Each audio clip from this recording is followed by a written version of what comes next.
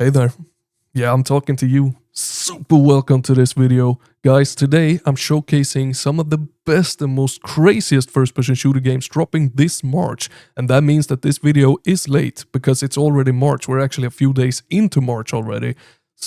Nonetheless, these games are really awesome and they deserve to be showcased. You deserve to know about them. So let's freaking go. March is all about unique first-person shooter experiences, and Check and Clean is here to prove that simplicity can still be intense.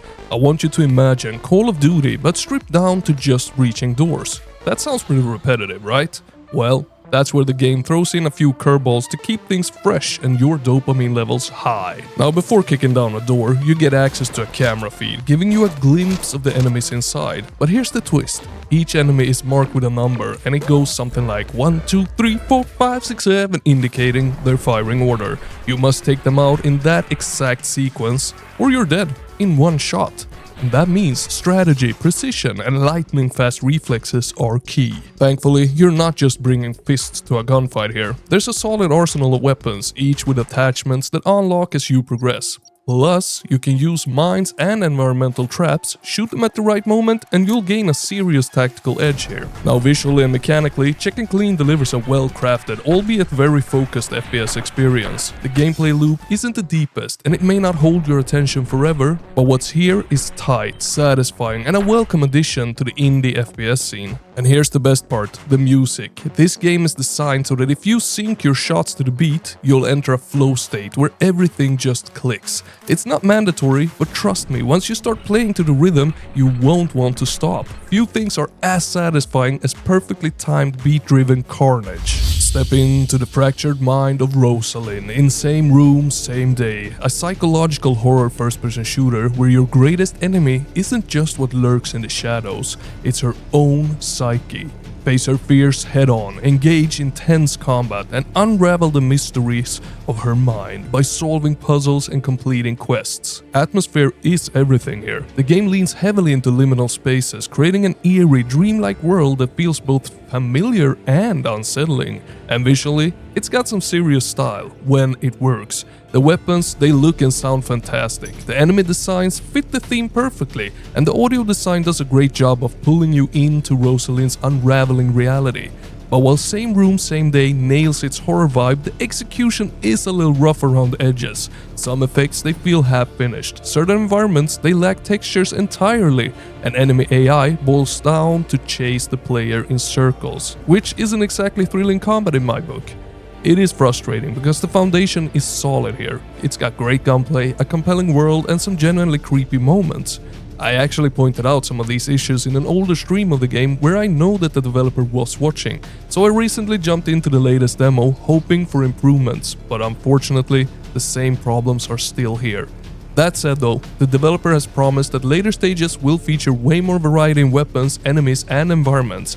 If that holds true, the final game could deliver the full psychological FPS horror package. For now though, based on the demo, Same Room, Same Day is a mixed bag. One with a ton of potential, but some glaring issues that needs addressing. Hey, remember, if you're liking what you're seeing and you want more of it, remember to hit that like and subscribe. I would really appreciate it. And if you can't get enough talking about video games, join the Discord link down in the description. It's an amazing place loaded with awesome people just talking about video games 24/7. Killing Floor 3, a game that delivers amazing combat, superb gore, and some of the sickest animations in recent memory, but somehow completely fumbles the vibe. And let's talk about monetization here, because wow, they're pushing it hard with some of the ugliest, most textureless weapons I've seen in a long ass freaking time. Seriously, some of them, they're just great, blending in with the already bland environments. And don't even get me started on the hub world, it's as exciting as watching paint dry. But let's set that aside for a second. At its core, Killing Floor 3 is still a wave-based FPS, packing in daily, weekly, and main objectives, plus an XP system and a crafting mechanic that technically lets you upgrade your weapons and characters, even if it doesn't make much sense. Not in my book at least. Now the game offers multiple classes, each with their own weapons and abilities, but without skins, the default characters are about as generic as, I don't know, a door? They aren't fun to look at, simple as that. That being said, when it's good, it's really damn good. Mowing down hordes of enemies, watching blood splatter across every inch of the environment, turning room after room into a crimson masterpiece, that part? Yeah, it's freaking chef's kiss, my broskis.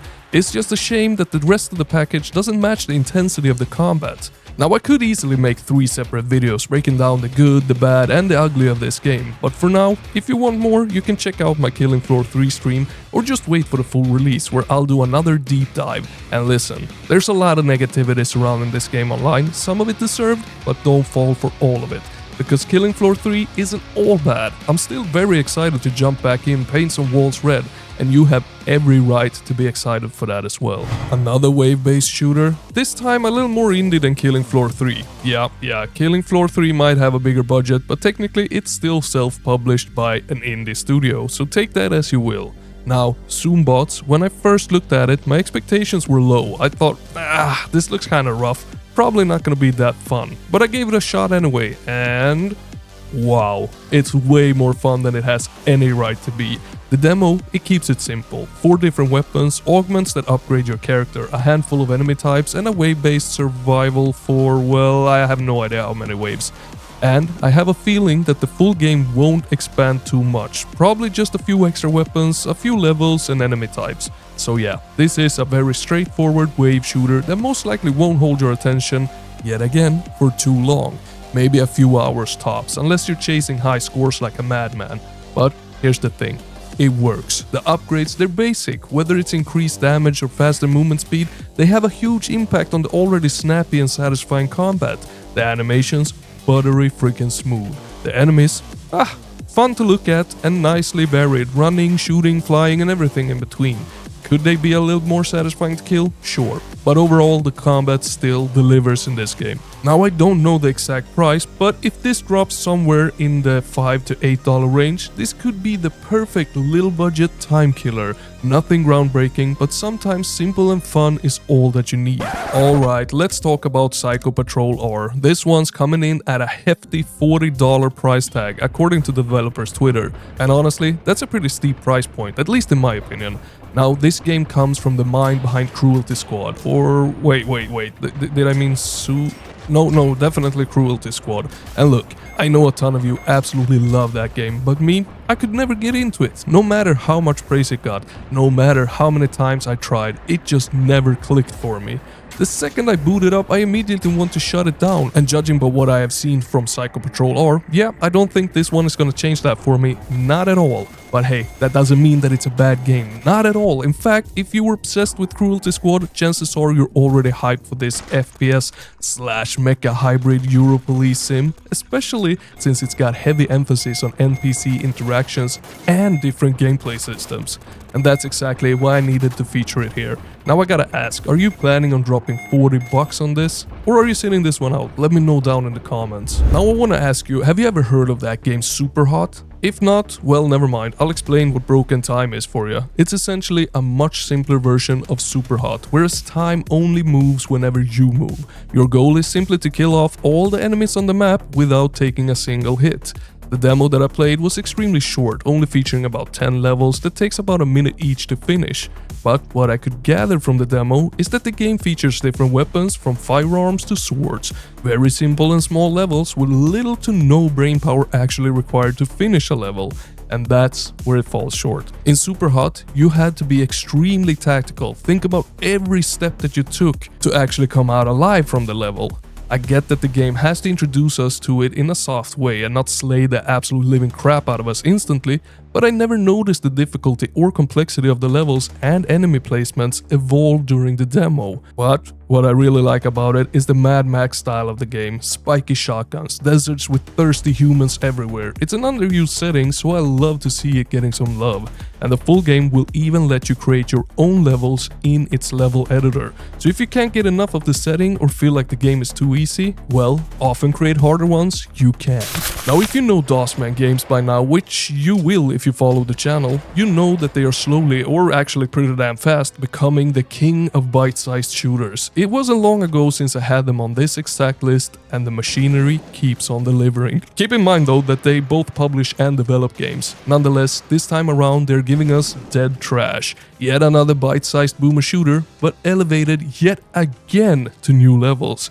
Each game that they put out seemed to take the quality and execution of the game just a step higher, and Dead Trash is no different here. A well-presented story in the form of comic book cutscenes, fun weapons, good-looking digitized sprite enemies, a more detailed world brimming of post-apocalyptic zombie infestation vibes. It's a near-perfect survival horror boomer shooter that for the puny price tag gives you no excuses not to experience it. Oh yeah, a proper mech game with both cockpit view and a third-person view. Sign me the freak up. Right, maggot brain? Now, Mechanized Corpse Rebirth is every mech fanatic's indie dream. The demo only offers multiplayer for now, but the full game promises a full-blown campaign, and that is something I can't wait to get my hands on. And of course, what's a mech game without variety? You've got different mech types, customizable loadouts, and stats like movement speed and armor to tweak your perfect war machine, plus a little customization to make your mech truly yours. But let's get to the most important part. How does it feel to play? Well, simply put, it delivers. It's got that semi-realistic weight to it, with just enough arcade style to keep things from feeling sluggish. The combat is satisfying, the movement feels right, and the mech audio gives every shot and stomp that extra punch that is needed for a game like this. That said though, one thing that would make a huge difference is visible damage on the mechs. Right now you can see damage reflected on the HUD, green for healthy, red for critical, but on the battlefield, there's no real visual feedback. Imagine how much cooler it would be if parts broke off or at least showed signs of wear and tear as the fight went on. But even without that though, Mechanized Corpse Rebirth is shaping up to be a damn solid mech shooter, and I can't wait to see how the full game turns out. Alright, hear me out. Yes, FragPunk is a free-to-play 5v5 hero-based shooter, but before you roll your eyes and click away, let me tell you why this one actually looks pretty damn cool. First off, it is an indie game. I don't know the budget of it, but it is a self-published game from the same studio that developed it. So yeah, it's an indie game, and visually, it's freaking stunning. The art style hits this perfect balance, semi-cel shaded but with toned down colors, landing somewhere between dark and gritty, yet still vibrant and energetic. The visual effects, slick. Now let's talk a little bit about the gameplay. This isn't your typical 5v5 team deathmatch. It plays way more like friend versus friend, thanks to its insane card system. Before each round, you pick from over 100 cards that completely change the battlefield. One card could give your enemies gigantic heads. Another might add fire damage to your weapon. Some are mildly crazy, others are straight up chaotic. But there's even more. FragPunk also features different characters, unique weapons, and levels with dynamic day and night cycles. Sounds pretty promising, right? Right? But the elephant in the room when it comes to free-to-play games is always what's locked behind monetization. It is free-to-play, which always raises some eyebrows. At this point, I don't know exactly how deep the microtransactions go, but I am very curious to find out, and hopefully it's done in a reasonable way. Yet another fairly high budget but still self-published indie game on this list. I know, some of you are probably ready to roast me for featuring bigger budget titles, but hey, if it's self-published and looks freaking cool, it counts, okay? Now this time we're looking at Atomfall, the latest from Rebellion, the studio behind Sniper Elite and Zombie Army. But instead of long-range headshots or mowing down hordes of the undead, this one takes a different approach. Atomfall is a survival action game inspired by real-life events set 5 years after the Windscale nuclear disaster in northern England. You'll be exploring a fictional quarantine zone, scavenging, crafting, bartering, and fighting your way through the eerie radiation-soaked British countryside. And along the way, you'll encounter bizarre characters, mysticism, cults, and rogue government agencies, which already sounds like a freaking wild mix in my book. Now, judging from the gameplay, it gives off major Fallout vibes, but with a touch more realism. And honestly, it doesn't look half bad. The world seems intriguing, the atmosphere is thick, and the survival elements could make for some tense moments. My only concern, the combat seems very stealth-focused and a bit slower than what I usually go for, but that's very much a personal preference. So that said, if you're into survival action games with a unique setting, this might be one to keep an eye on. What do you think? Does Atomfall look like something you'd play, or does the slower combat turn you off? Let me know down in the comments. Thank you a million times for watching all the way to the end, broski. I love you. You are... Oh, you're so amazing. I can't put words into how amazing you are. Thank you. And if you haven't already, hit that like, join the Discord, and remember, Papa Slim loves ya. Over and out.